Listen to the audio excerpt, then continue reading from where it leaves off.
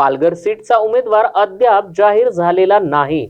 उमेदवार जाहीर नसताना आमच्या केंद्रीय महासचिव यांच्या स्वाक्षरीचा प्रकाश निकम यांच्या नावाच्या उमेदवारीचं डिक्लेरेशन पत्र हे व्हायरल झालंय। यात भाजप आणि शिवसेनेच्या नेत्यांमध्ये संभ्रम निर्माण करण्यासाठी हे कारस्थान केलं गेलंय।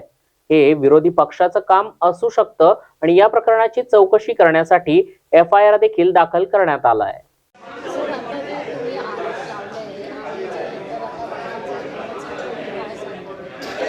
हे बघा, अजून पालघर सीटचा आमचा उमेदवार अजून डिक्लेअर नाही झाला आहे आणि तो डिक्लेअर नसताना आमचा जे केंद्रीय महासचिव आहेत त्यांच्या सहीचा प्रकाश निकमचा नावाचा उमेदवारीचा डिक्लेरेशनचा पत्र हा व्हायरल झाला आहे आणि कुठे ना कुठे भारतीय जनता पक्ष आणि शिवसेनेचे जे नेते आहेत त्यांच्यात संभ्रम निर्माण करण्याकरिता अशी कारस्थानी केली गेली आहे।